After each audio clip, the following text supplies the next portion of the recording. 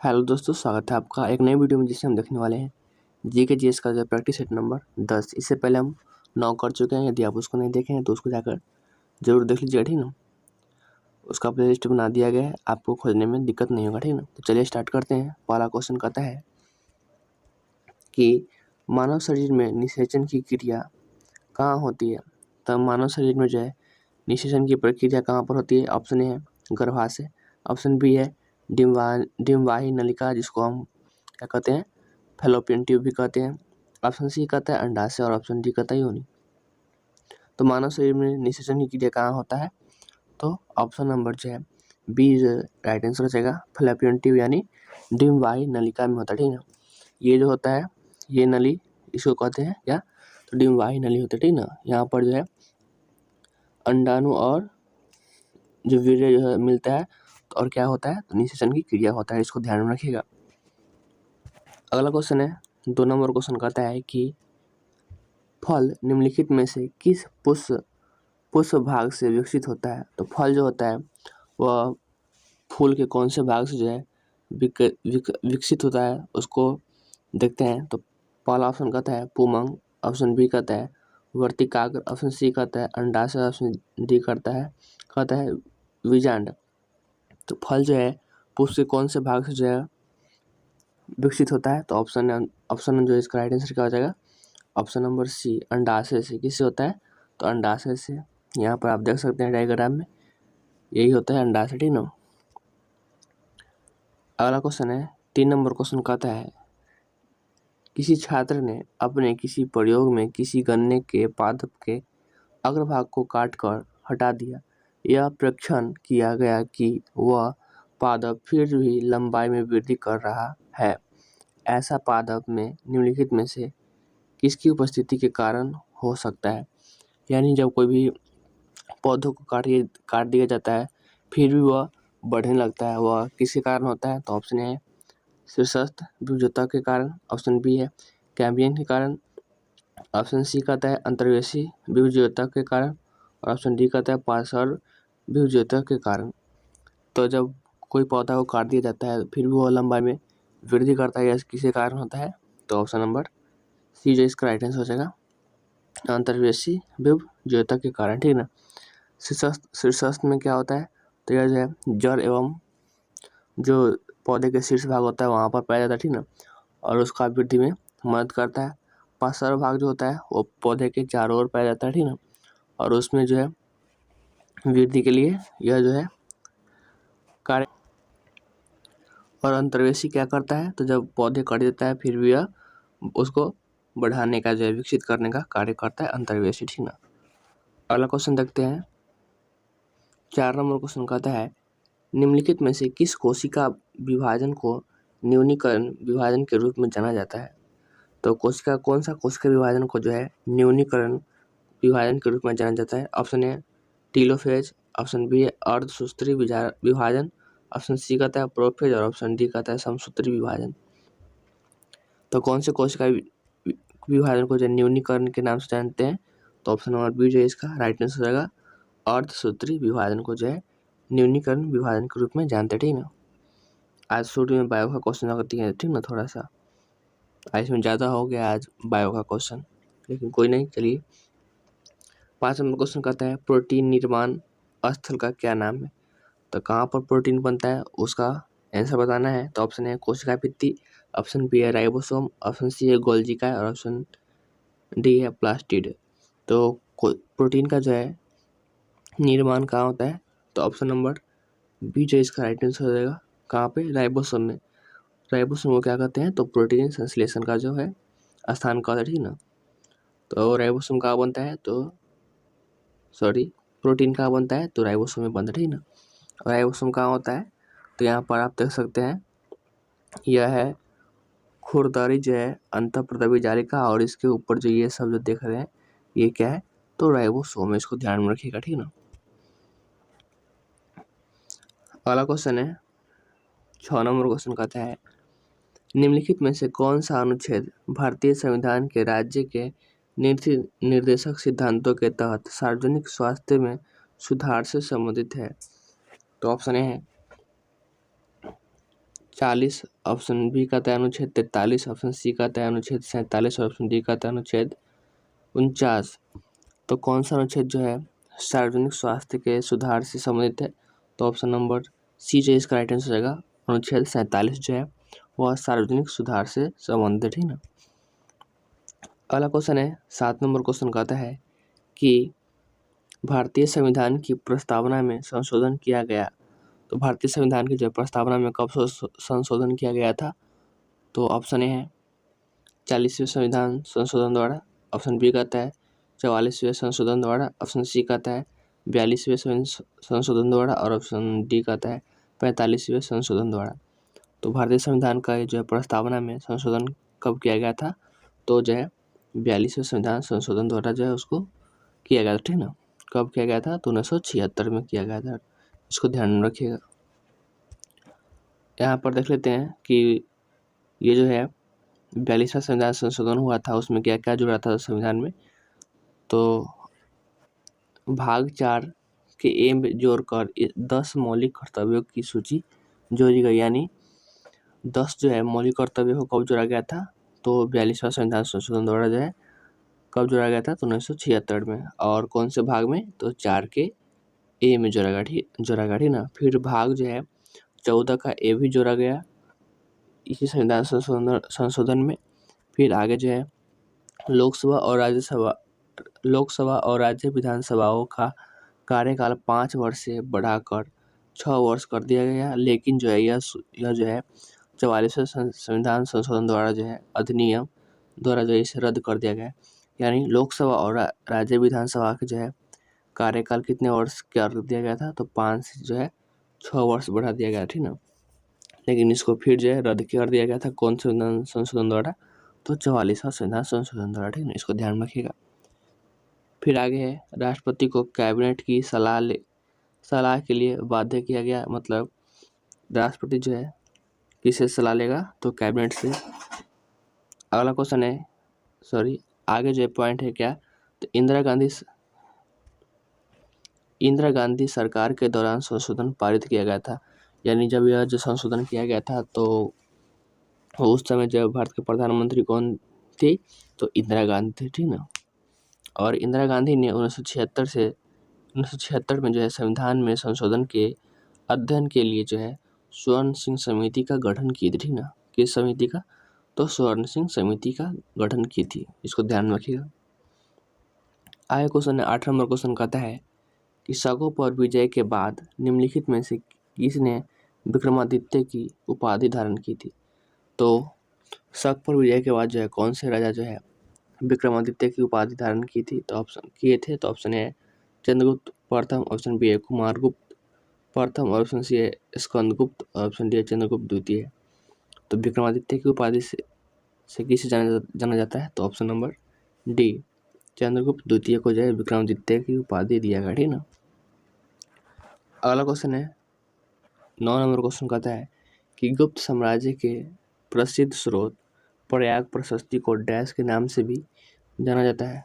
तो प्रयाग प्रशस्ति को जो किस नाम से जाना जाता है? ऑप्शन है इलाहाबाद स्तंभ शिलालेख, ऑप्शन बी है अहमदाबाद स्तंभ शिलालेख, ऑप्शन डी है बिठूर स्तंभ शिलालेख और ऑप्शन डी है लखनऊ स्तंभ शिलालेख। तो प्रयाग प्रशस्ति जो है को किस नाम से जाना जाता है? तो इलाहाबाद स्तंभ शिलालेख के नाम से जानते हैं। ऑप्शन नंबर ए जो है इसका राइट आंसर हो जाएगा। फिर अगला क्वेश्चन है 10 नंबर क्वेश्चन कहता है कि पोतगाह, जिसको क्या कहता है गोदीवारा भी कहा जाता है, सिंधु सभ्यता के निम्नलिखित में से किस स्थान पर पाया गया था? तो पोतगाह कहाँ पाया गया था? ऑप्शन ए चिन्होद्र, ऑप्शन बी है लोथल, ऑप्शन सी है कालीबंगर, ऑप्शन डी है बनवाली। तो पोतगाह जो है कहाँ पाया गया था? तो ऑप्शन नंबर बी जो इसका राइट आंसर हो जाएगा, लोथल में पाया गया था, ठीक ना। कहाँ पाया गया था? तो लोथल में। फिर अगला क्वेश्चन है 11 नंबर क्वेश्चन कहता है कि जब हम जमीन पर पड़े पत्थर को ठोकर मारते हैं तो हमारे पैर पर जो है एक बल क्यों लगता है, ठीक ना। यहाँ पर छूट गया है, तो ऑप्शन ए कहता है पत्थर भी हमारे पैर पर पीछे की दिशा में बल लगाता है, ऑप्शन बी है पत्थर भी आगे की दिशा में हमारे पैर पर बल लगाता है। ऑप्शन सी कहता है पत्थर को बुरा लगता है और वह हमारे पैर को मारता है। ऑप्शन सी कहता है पत्थर में बल लगाने की प्रवृत्ति होती है। और जब हम कोई भी पत्थर को अपने पैर से मारते हैं तो हमारे पैर पर भी एक बल लगता है, वह किसके कारण होता है? तो ऑप्शन नंबर ए जो इसका राइट आंसर हो जाएगा कि पत्थर भी हमारे पैर पर पीछे की दिशा में बल लगाता है। न्यूटन के जो है तीसरा नियम के अनुसार प्रत्येक क्रिया के विपरीत जो है प्रतिक्रिया होगा, ठीक ना। जैसे कि यहाँ पर देख सकते हैं इसमें, जैसे कि यहाँ पे यह तैर रही है, जैसे कि यह जो है बल लगा रही है पीछे की ओर, तो यह जा रही है किधर? आगे की ओर, ठीक ना। अगला क्वेश्चन है 12 नंबर क्वेश्चन कहता है तांबे के तार में विभवांतर 2 वोल्ट जब इसमें 0.4 एम्पियर की जो है धारा प्रवाहित होती है तो तार का प्रतिरोध क्या होगा? तो हमें इसमें जो है प्रतिरोध ज्ञात करना है। हमें V का मान दे दिया है, I का मान दे दिया है, R का मान निकालना है। तो V बराबर जो है फॉर्मूला होता है क्या? V बराबर IR फॉर्मूला पर इसको बैठा दीजिए, काफ़ी आसान क्वेश्चन है। तो यहाँ पे V का मान है 2 बराबर I का मान जो है कितना है 0.4 और R का मान हमें निकालना है। तो यहाँ से जाएगा या कितना मरतबे? 5 मरतबे, ठीक ना। तो राइट आंसर क्या हो जाएगा? ऑप्शन नंबर ए जो है 5 जो है ओम इसका राइट आंसर हो जाएगा, ठीक ना। अगला क्वेश्चन है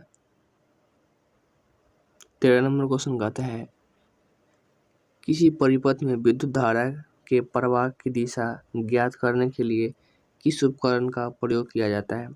तो कोई भी परिपथ में जो विद्युत धारा के परिवाह का जो है दिशा ज्ञात करने के लिए किसका प्रयोग करते हैं? तो option A galvanometer, option B है एमीटर, ऑप्शन सी है रियोस्टेट और ऑप्शन डी है वोल्टमीटर। तो धारा की दिशा को ज्ञात करने के लिए कौन सा उपकरण का प्रयोग किया जाता है? तो ऑप्शन नंबर ए जो है राइट आंसर हो जाएगा गैल्वेनोमीटर। किसका प्रयोग किया जाता है? तो गैल्वेनोमीटर का प्रयोग किया जाता है। अगला क्वेश्चन है 14 नंबर क्वेश्चन कहता है डैश में कलिंग युद्ध लड़ा गया। तो कलिंग युद्ध जो है कब लड़ा गया था? तो ऑप्शन है 161 BC, ऑप्शन बी है 261 BC, ऑप्शन सी है 361 BC और ऑप्शन डी है 461 BC में, ठीक ना। तो कलिंग युद्ध अशोक द्वारा कब लड़ा गया था? तो ऑप्शन नंबर बी जो है इसका राइट आंसर हो जाएगा 261 ईस्वी में, जो 261 ईसा पूर्व में जो है लड़ा गया था, ठीक ना। इसको ध्यान में रखिएगा। अगला क्वेश्चन है 15 नंबर क्वेश्चन कहता है भारतीय संविधान सभा ने भारतीय राष्ट्रीय ध्वज के डिजाइन को अपनाया। तो राष्ट्रीय ध्वज को जो है कब अपनाया गया था? तो ऑप्शन है 13 अगस्त 1947, ऑप्शन बी है 23 अगस्त 1947, ऑप्शन बी है 13 सितंबर 1947, ऑप्शन सी है 15 अगस्त 1947 और ऑप्शन डी है 22 जुलाई 1947। तो भारतीय संविधान सभा द्वारा जो है भारतीय राष्ट्रीय जो है ध्वज को कब अपनाया गया था? तो ऑप्शन नंबर डी जो है इसका राइट आंसर हो जाएगा 22 जुलाई 1947 को अपनाया गया था, ठीक ना। और इसका डिजाइन किसने तैयार किया था? तो पिंगली वेंकैया। अगला क्वेश्चन 16 नंबर क्वेश्चन कहता है वंदे मातरम पहली बार भारतीय राष्ट्रीय कांग्रेस के अधिवेशन में कब गाया गया था? तो वंदे मातरम जो है पहली बार कब गाया गया था? तो ऑप्शन है 1896, ऑप्शन बी है 1892, ऑप्शन सी कहता है 1886 और ऑप्शन डी है 1947। तो वंदे मातरम पहली बार कब गाया गया था? तो ऑप्शन नंबर ए जो है राइट आंसर हो जाएगा 1896 में गाया गया था, ठीक ना। कब गाया गया था? तो 1896 में। अगला क्वेश्चन 17 नंबर क्वेश्चन कहता है कि भारत की सबसे पुरानी पर्वत श्रृंखला कौन है? तो भारत की सबसे पुरानी पर्वत श्रृंखला का नाम क्या है? ऑप्शन है हिमालय, ऑप्शन बी है अरावली, ऑप्शन सी है गारो पहाड़ी और ऑप्शन डी है नीलगिरी। तो सबसे पुरानी पर्वत श्रृंखला का नाम क्या है? तो ऑप्शन नंबर ए जो है इसका राइट आंसर हो जाएगा ऑप्शन नंबर बी जो है इसका राइट आंसर हो जाएगा आरावली, ठीक ना। कौन सी है? तो आरावली है। अगला क्वेश्चन है 18 नंबर क्वेश्चन कहता है कि निम्नलिखित में से किस बंदरगाह को जवाहरलाल नेहरू बंदरगाह के नाम से जाना जाता है, ठीक ना। तो कौन से बंदरगाह को जो है पंडित जवाहरलाल नेहरू के जो है नाम से जाना जाता है। तो ऑप्शन ए नौहा सेवा, ऑप्शन बी है कांडला बंदरगाह, ऑप्शन सी है तूतीकोरिन बंदरगाह और ऑप्शन डी है मैंगलोर बंदरगाह। तो कौन से बंदरगाह को जवाहरलाल नेहरू बंदरगाह के नाम से जानते हैं। तो ऑप्शन नंबर ए जो इसका राइट आंसर हो जाएगा नौहा सेवा बंदरगाह को जो है जवाहरलाल नेहरू बंदरगाह के नाम से भी जानते हैं, इसको ध्यान में रखिएगा। अगला है 19 नंबर क्वेश्चन कहता है कि डोकलाम संकट के परिणाम स्वरूप किसके बीच टकराव हुआ। तो डोकलाम संकट के परिणाम स्वरूप जो किसके बीच में टकराव हुआ था। तो ऑप्शन ए भारत चीन, ऑप्शन बी है भारत बांग्लादेश, ऑप्शन सी है भारत नेपाल और ऑप्शन डी है भारत भूटान। तो डोकलाम संकट का जो तनाव किसके बीच हुआ था। तो ऑप्शन नंबर ए जो इसका राइट आंसर हो जाएगा भारत और चीन के बीच, ठीक ना। यहाँ पर देख सकते हैं, यहाँ पर है डोकलाम क्षेत्र, इधर सिक्किम है, इधर भूटान और इधर चाइना, यानी तीनों देश यहाँ पर मिलते, ठीक है। इसीलिए यहाँ जो है भारत और चीन में जो है क्या हुआ था, टकराव हुआ था, ठीक है। इसको ध्यान में रखिएगा। अगला क्वेश्चन है 20 नंबर क्वेश्चन कहता है कि मानव शरीर में निम्नलिखित में से कौन सा अंग निमोनिया रोग से जो है सबसे अधिक प्रभावित होता है। तो निमोनिया रोग से जो है कौन सा अंग प्रभावित होता है। ऑप्शन ए मूत्राशय, ऑप्शन बी है हृदय, ऑप्शन सी है गुर्दे और ऑप्शन डी है फेफड़े। तो कौन सा अंग जो है प्रभावित होता है। तो ऑप्शन नंबर डी जो है इसका राइट आंसर हो जाएगा फेफड़ा जो है निमोनिया में क्या होता है, प्रभावित होता है। इसको ध्यान में रखिएगा। अगला क्वेश्चन 21 नंबर क्वेश्चन कहता है किस हार्मोन को आपातकालीन यानी इमरजेंसी हार्मोन के नाम से जाना जाता है। तो option A adrenaline, option B है इंसुलिन, ऑप्शन सी है एस्ट्रोजन और ऑप्शन डी है वृद्धि हार्मोन। तो कौन से हार्मोन को जो है आपातकालीन हार्मोन के रूप से नाम से जानते हैं। तो ऑप्शन नंबर ए जो है इसका राइट आंसर हो जाएगा एड्रेनलिन जो हार्मोन होता है उसको आपातकालीन यानी इमरजेंसी हार्मोन कहते हैं, ठीक है। अगला क्वेश्चन 22 नंबर क्वेश्चन कहता है उस व्यक्तित्व का नाम बताएं जो अभिनव भट्टाचार्य के नाम से भी जाना जाता है। तो अभिनव भट्टाचार्य के नाम से कौन जाना जाता है। Option A Maharaja Jaswant Singh second, option B है महाराणा कुंभा, ऑप्शन सी कहता है महाराणा प्रताप 10 और ऑप्शन डी कहता है नागभट्ट प्रथम। तो अभिनव जय भट्टाचार्य के नाम से किसे जाना जाता है। तो ऑप्शन नंबर बी जो इसका राइट आंसर हो जाएगा महाराणा कुंभा को जो है अभिनव भट्टाचार्य के नाम से भी जाना जाता है, ठीक है। इसको ध्यान रखिएगा। अगला क्वेश्चन है 23 नंबर क्वेश्चन कहता है कि निम्नलिखित में से किस हिल स्टेशन को भारत का जो है मिनी स्विट्जरलैंड कहा जाता है। तो कौन सा हिल स्टेशन को जो है क्या कहा जाता है। तो भारत का मिनी स्विट्जरलैंड कहा जाता है। तो ऑप्शन ए कायल, ऑप्शन बी है शिमला, ऑप्शन सी है मनाली और ऑप्शन डी है खजियार। तो कौन सा हिल स्टेशन को जो है भारत का मिनी स्विट्जरलैंड कहा जाता है। तो ऑप्शन नंबर डी जो है इसका राइट आंसर हो जाएगा खजियार जो है इसका राइट आंसर हो जाएगा। खजियार को क्या कहा जाता है। तो भारत का मिनी स्विट्जरलैंड कहा जाता है, ठीक है। इसको ध्यान में रखिएगा। अगला क्वेश्चन देख सकते हैं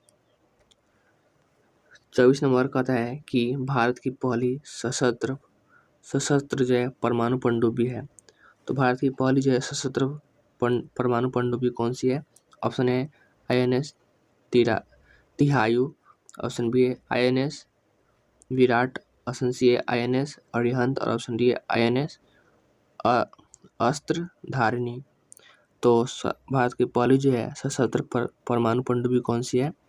तो ऑप्शन नंबर सी जो इसका राइट आंसर हो जाएगा INS अरिहंत, ठीक ना। कौन सी है। तो INS अरिहंत है। अगला क्वेश्चन है 25 नंबर क्वेश्चन कहता है अंतर्राष्ट्रीय क्रिकेट में टाइम आउट होने वाले पहले बल्लेबाज कौन बन गए हैं। तो अंतर्राष्ट्रीय क्रिकेट में जो है टाइम आउट होने वाला पहला जो है बल्लेबाज कौन है। Option A Virat Kohli, option B है एंजेलो मैथ्यूज, ऑप्शन सी है हेनरिक क्लासन और ऑप्शन डी है बाबर आजम। तो कौन सा है जो है पहली बार जो है क्या हुआ है टाइम आउट। तो ऑप्शन नंबर बी जो है राइट आंसर हो जाएगा एंजेलो मैथ्यूज, ठीक ना। ये जो देख सकते हैं यह कौन है। तो एंजेलो मैथ्यूज है बांग्लादेश के खिलाफ जो है खेल रहे थे उसमें टाइम आउट हो गया था, ठीक ना। इसको ध्यान में रखिएगा। अगला क्वेश्चन है 2 क्वेश्चन है, तो ये क्वेश्चन करा के उसको हम होमवर्क देंगे। तो ये इसमें कहता है कि उस्ताद जो है असद अली खान निम्नलिखित में से किस वाद्य यंत्र बजाते हैं, यानी बजाते थे, ठीक ना। तो उस्ताद असद अली खान कौन से वाद्य यंत्र बजाते थे? ऑप्शन ए रुद्रवीणा, ऑप्शन बी है अलगोजा, ऑप्शन सी है सितार, ऑप्शन डी है रावण हत्था। तो उस्ताद जो है असद अली कौन से जो है वाद्य यंत्र बजाते थे? तो ऑप्शन नंबर ए जो है इसका राइट आंसर हो जाएगा रुद्रवीणा। क्या? तो रुद्रवीणा बजाते थे, ठीक ना। अगला क्वेश्चन देखते हैं। 27 नंबर क्वेश्चन कहता है पुरंदरदास को लोकप्रिय रूप से डैश के नाम से जाना जाता है? ऑप्शन ए कर्नाटक संगीत के जनक, ऑप्शन बी हिंदुस्तानी संगीत के जनक, ऑप्शन सी है कुचिपुड़ी के जनक और ऑप्शन डी है रंगमंच कला के जनक। तो पुरंदरदास को कौन से लोकप्रिय के नाम से जाना जाता है? था ऑप्शन नंबर इसका क्या होगा, आपको इसको कमेंट बॉक्स में बताना, ठीक है। इसके लिए आप या होमवर्क समझ लीजिए। तो यह कैसा लगा आपको सेट, आप कमेंट में जरूर बताइएगा। और यदि चैनल पर पहली बार, चैनल को सब्सक्राइब करके बेल आइकन को जरूर प्रेस कर लीजिएगा, ठीक ना, ताकि इसकी आगे का वीडियो डाले तो आपको नोटिफिकेशन मिल जाए। तो मिलते हैं अगले वीडियो में अगले प्रैक्टिस सेट के साथ। तब तक के लिए जय हिंद, जय भारत।